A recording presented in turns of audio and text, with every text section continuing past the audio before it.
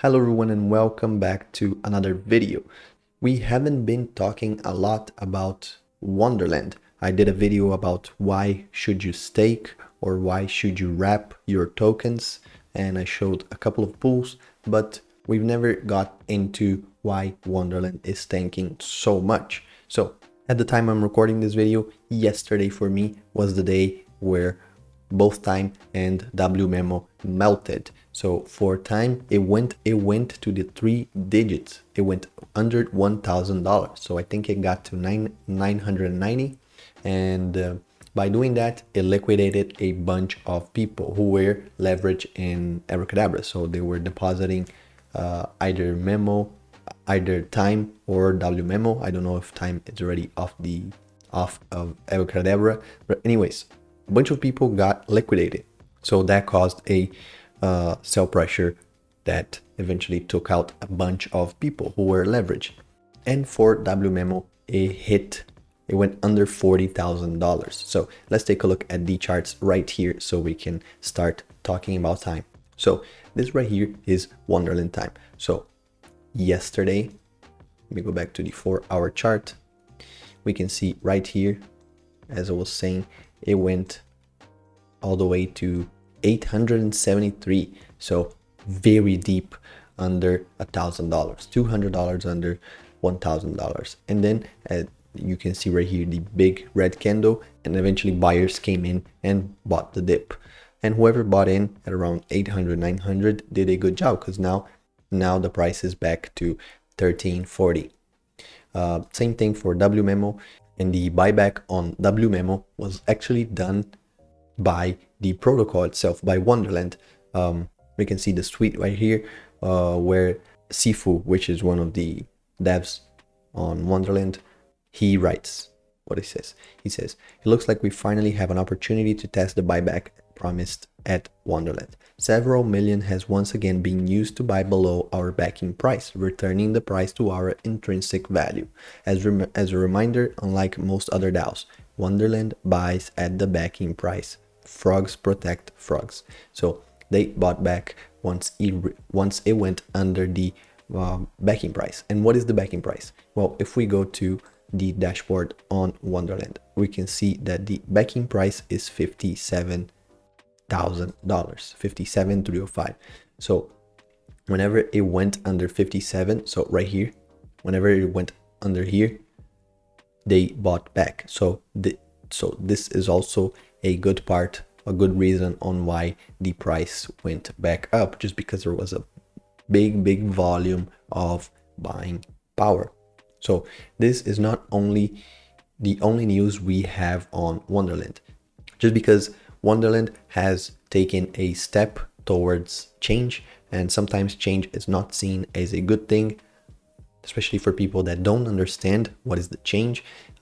So right now there's speculation we won't get rebases anymore, we won't get a bunch of stuff, but let me explain you what is actually going on. We have a couple of tweets from Daniele Sesta himself, and then we have some speculation that we're going to be looking at. So let's jump right into it. So Daniele Sesta himself, he wrote, right here there's a thread with 5 tweets, so it's going to be short, but let's take a quick light read right here. So he says, "It is time to move away from the OM model. As everyone saw, is good exclusively to fundraising, but as much as we try to make it sustainable, it becomes unreasonable."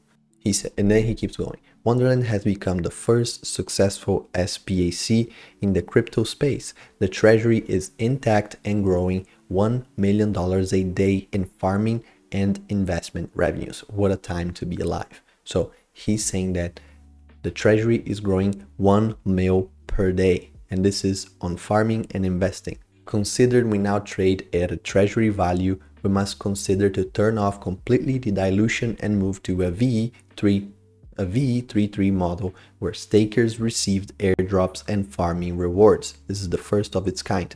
So the VE we are used to. So VE is the voting token, just like with Curve. So you stake Curve, stake CRV, and you get VE CRV, where you can vote and you have access to airdrops and rewards and better rewards. So, and the 3-3 model is the staking and rebasing model. So what does he say that to turn off completely the dilution? Well, they did. They turned off completely the dilution. So you can no longer mint W memo by this way right here. So what they want to do, I think they want to keep fixed supply of tokens. So they want to fix the supply of W memo. And by doing that, they won't have any more problem with dilution, because with dilution comes inflation, hyperinflation, and the token will lose its value. So this is what they already done here on Wonderland. So you can no longer mint anything. You can no longer mint time or memo or W memo. So let's go back. He says, this will steer the VC model in favor of a more transparent, decentralized, and open investment DAO that will change the world of finance. And then he says, and then he ends with, we leave behind the wonderful memories to carpe diem. Very complex to understand because it's very cryptic. He doesn't say what is it going to be, how is it going to work. He just explains a little bit where they want to go. They want to go towards a VE33 model. And again, this is kind of hard to understand, but then we have some speculations. Right here, we have a quick thread. I'm not going to read it all about why transitioning from time to W memo, which has to do with that diluting that he was talking about. I'll leave the thread right here in the comments so you guys can check it out. So wrapping gives a token more function. We already explained that in another video.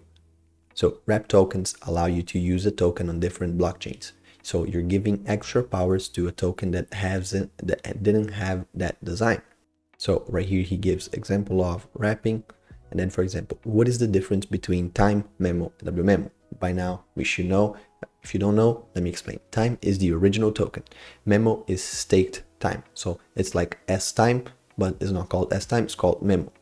So what memo is how you get your basis. It's basically a receipt saying that you do actually have time. And wrapped memo is wrapped. So staked time, but wrapped.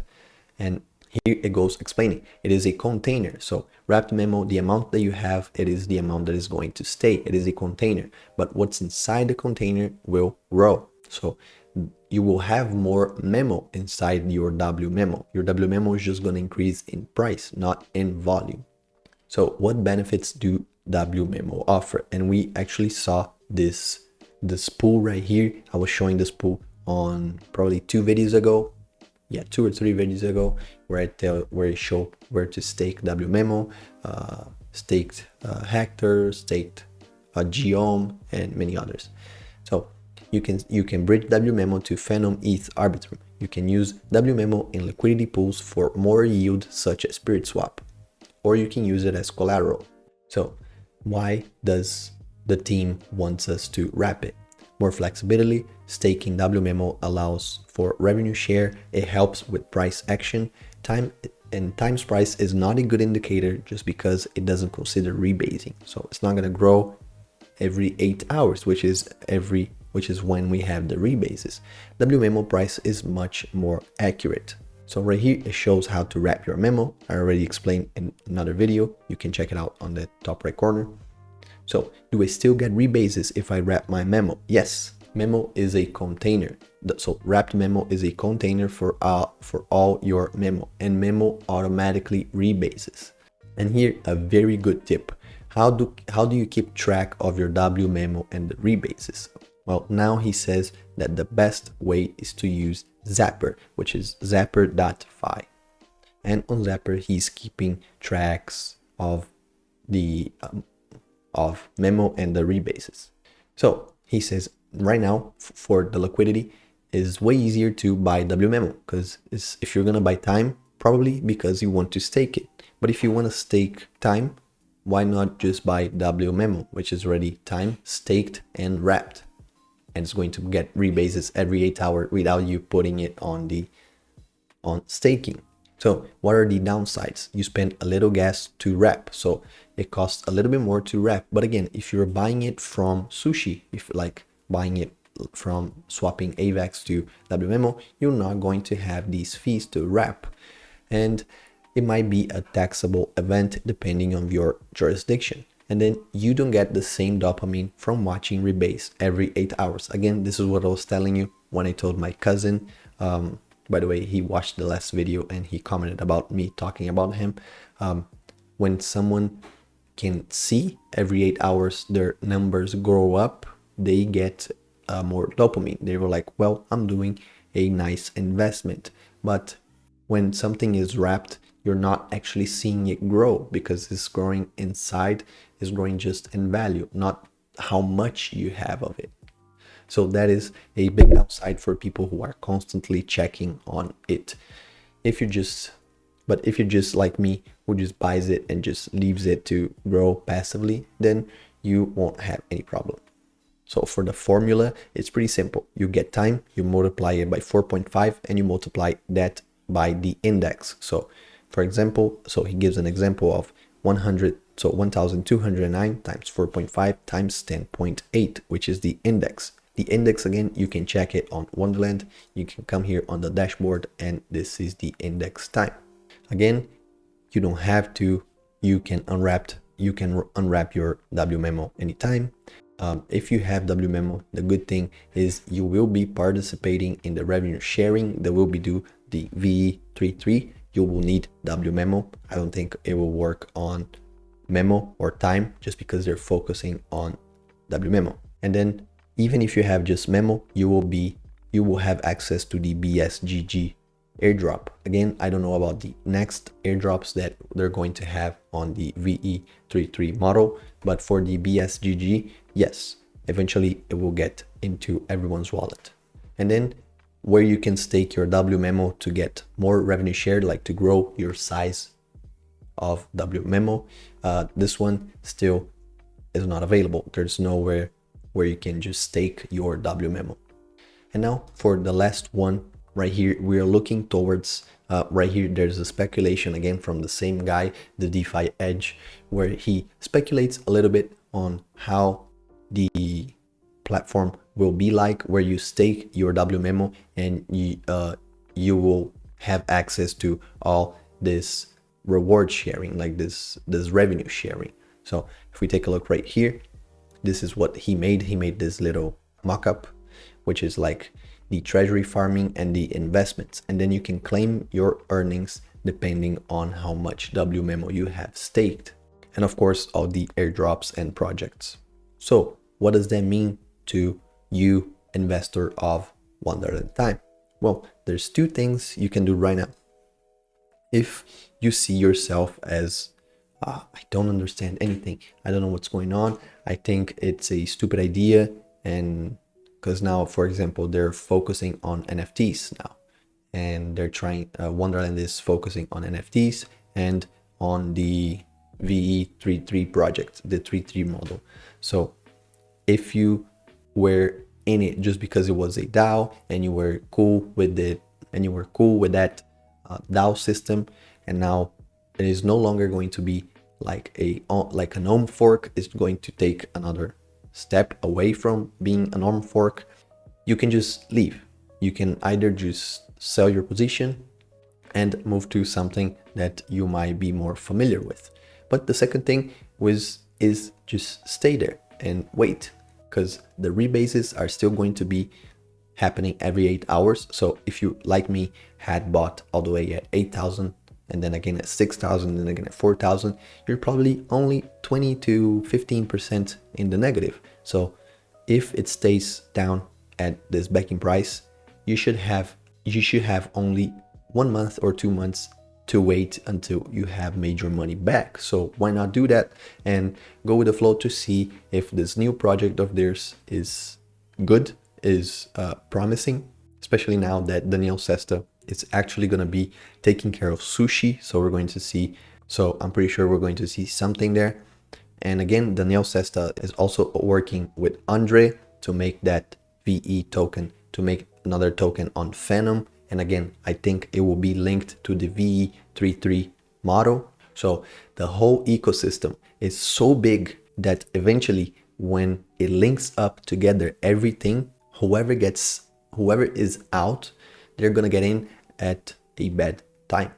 So what I personally am doing, I am buying WMemo just because I lost all my position on WMemo, as I said, for the hacking on my MetaMask. So I'm buying again WMemo just so I can be prepared for this event whenever it launches, whenever Wonderland moves to this new sort of model. I will be prepared.